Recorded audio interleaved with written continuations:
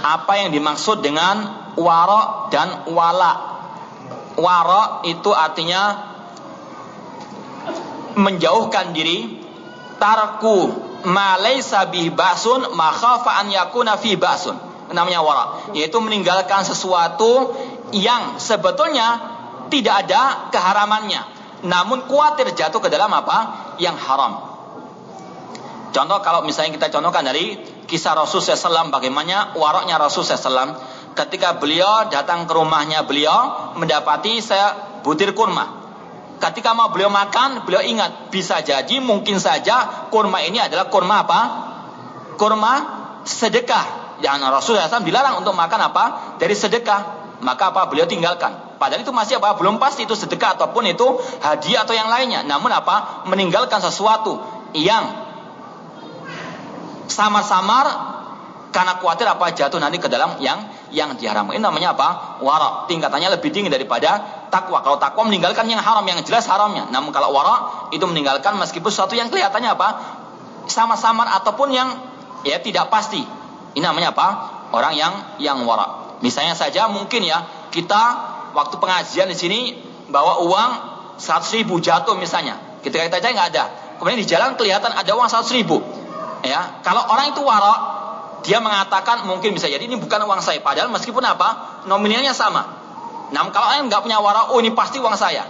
Ya, padahal mungkin itu punya orang lain yang juga apa kehilangan. Ya, namanya wara itu seperti ini, meninggalkan sesuatu yang tidak diharamkan secara asal, namun apa khawatir jatuh ke dalam yang haram.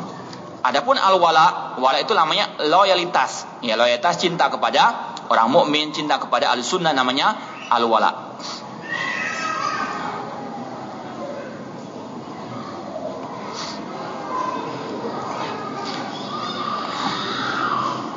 Ini apa pendapat Ustaz tentang sistem perbankan syariat yang menyebar di negara kita ini? Ya, setahu kita perbankan syariat yang tidak syariat atau yang belum apa? Yang syariat. Ya, silahkan antum lihat buku yang ditulis oleh Dr. Muhammad Ali Badri tentang masalah studi kritis masalah perbankan syariat. Insyaallah di situ banyak beliau berikan kritikan-kritikan tajam kepada perbankan syariat terutama di negeri kita ini.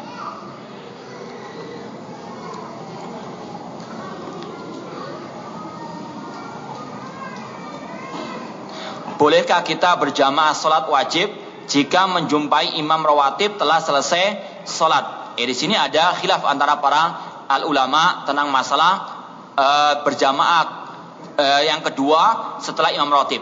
Namun yang rajih wallahu taala alam sebagaimana pendapat Imam Syafi'i dan juga Syekh Al-Albani rahimahullah taala, kalau memang masjidnya bukan masjid yang ada imam rawatibnya, seperti masjid bandara atau mungkin terminal yang nggak ada imam rawatibnya, maka dibolehkan. Adapun ketika sudah ada imam rawatib, sudah selesai ya sudah, sholat sendiri-sendiri. Fattaqullaha mastata'tum. Wallahu alam. Ini yang rajih.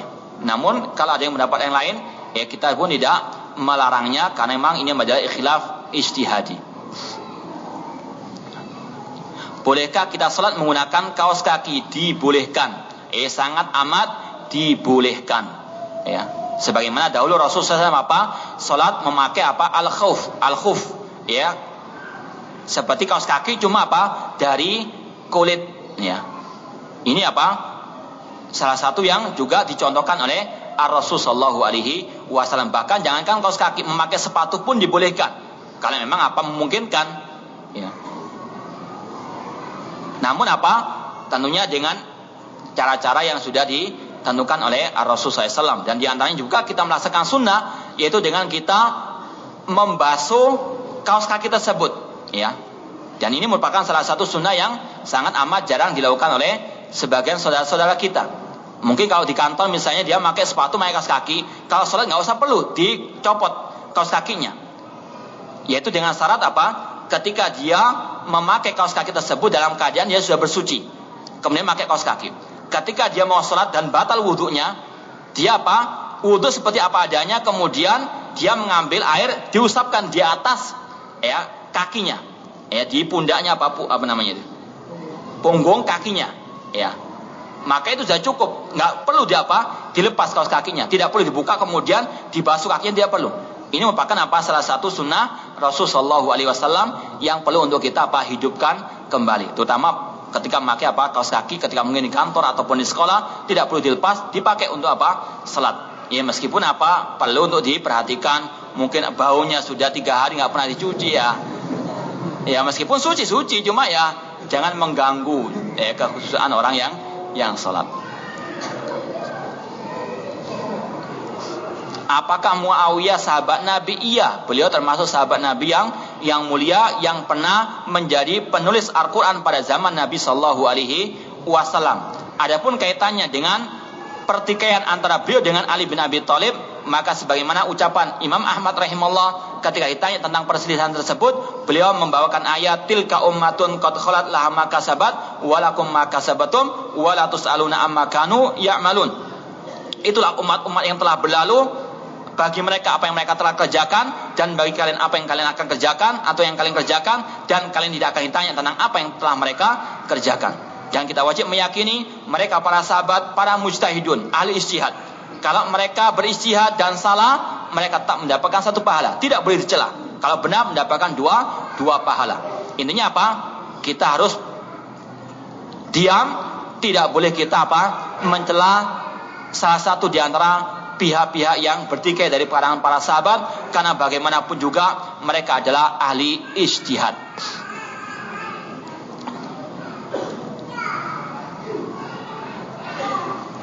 Apakah boleh kita takut mati karena banyak hutang, padahal ana bersungguh-sungguh untuk melunasinya, tapi belum bisa melunasi karena hutang banyak sedangkan penghasilan pas-pasan? Kalau kejadian seperti ini boleh dalam artian kita takut dengan kematian karena akibatnya akan fatal, karena tidak bisa membayar hutang tersebut, nanti akan ditagih pada hari kiamat. Makanya dengan rasa takut tersebut kita berusaha untuk melunasinya, dan kita menulis wasiat. Mungkin kita nggak bisa melunasinya, namun mungkin anak keluarga kita atau mungkin saudara-saudara kita, teman-teman kita bisa melunasinya. Intinya yang penting betul-betul kita bertekad untuk melunasinya. Ya, adapun setelah itu insya Allah dalam sebuah hadis yang maknanya barang siapa yang berhutang dan dia ingin untuk melunasi hutang tersebut, maka Allah akan melunasi hutang-hutangnya. Intinya harus ada tekad yang kuat dan ada usaha untuk melunasi hutang tersebut. Insya Allah, wa may yattaqillaha yaj'al lahu makhraja. Alladzina jahadu fina lanahdiyannahum subulana. Yang bersungguh-sungguh mencari jalan kami, akan kami tunjukkan jalan-jalan kami. Artinya pasti Allah akan menolong. Yang penting tekad harus kuat. Jangan pernah meremehkan masalah hutang piutang tersebut.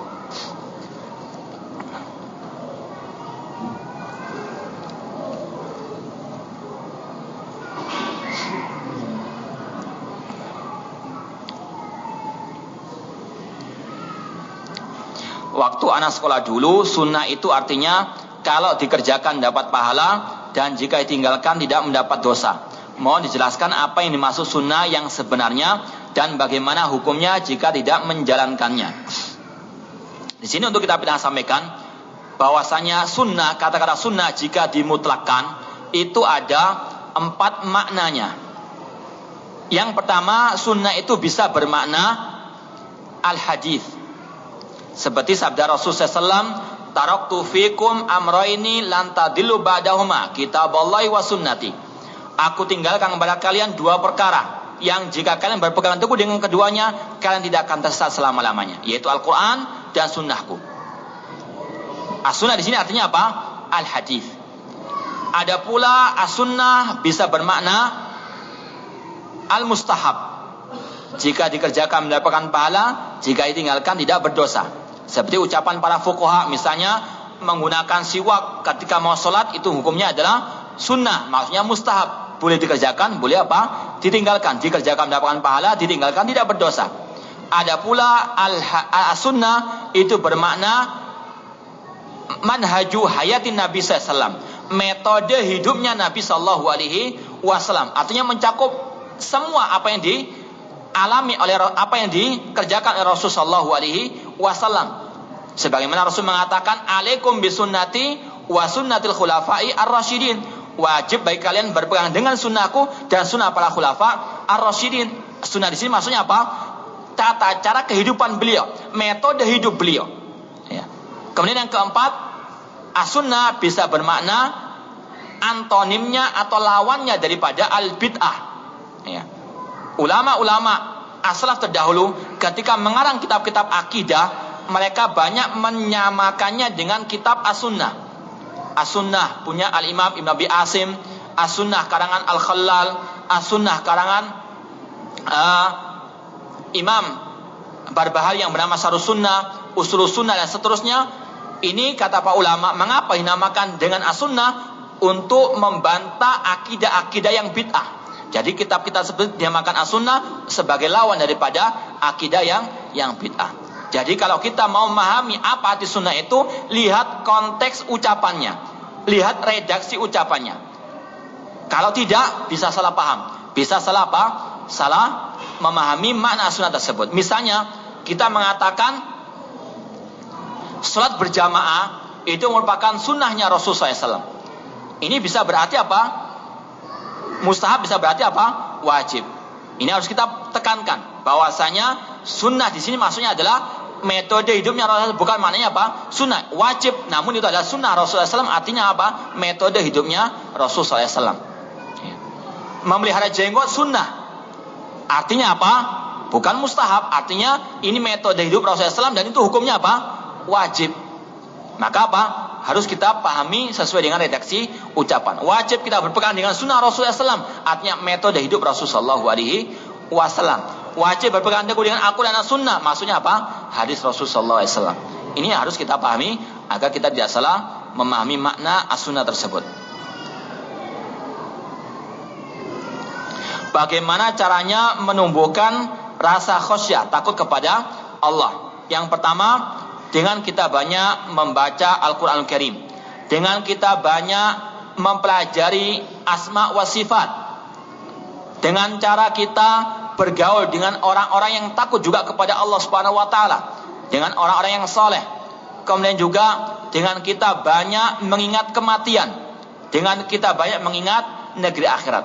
Ini secara global bagaimana cara kita menumbuhkan rasa khasyah, takut kepada Allah Subhanahu wa taala. Ya, mungkin itu yang bisa kita. Apakah tidak isbal dilaksanakan ketika salat saja? Lalu bagaimana dengan wanita? Isbal itu di segala keadaan. Ya, entah salat pada waktu salat ataupun di luar salat. Ya, harus apa? Mata kaki tidak boleh ditutupi dengan kain sarung ataupun kain celana. Mungkin ada sebagian mengatakan bagaimana dengan kaos kaki? Ini beda permasalahannya. Yang pertama apa? Karena Rasulullah SAW pernah mempraktekkan menutupi kedua mata kakinya dengan khuf beliau, sepatu kulit beliau. Ininya apa? Dibolehkan. Ya, yang nggak boleh apa? Menutupinya dengan kain celana kita ataupun sarung ataupun jubah yang kita kenakan. Ya. Lalu bagaimana dengan wanita? Ini pernah ditanyakan oleh para sahabat Rasulullah SAW, bagaimana dengan wanita? Kata Rasulullah SAW harus apa? Ya, diturunkan sampai menutupi kakinya karena merupakan apa? Merupakan auratnya. Ya. Namun ini keadaan terbalik, yang wanita ya tidak musbil, yang laki-laki apa? Musbil. Ini adalah keajaiban apa? Keajaiban dunia yang ada sekarang ini.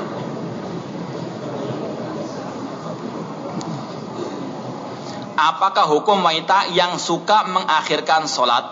Kalau memang ini merupakan kebiasaannya, bukan suatu karena udzur, maka orang tersebut bisa termasuk ke dalam ayat fawailul lil musallin alladzina hum an salatihim sahun. Dalam artian kalau memang sampai waktunya sudah tertunda, sampai keluar waktunya, maka ini lebih parah lagi. Meskipun apa secara asal dibolehkan. Orang itu apa? Salat tidak pada waktu awalnya. Karena ini merupakan rahmatnya al-Islam. Bahwasanya Islam membolehkan apa?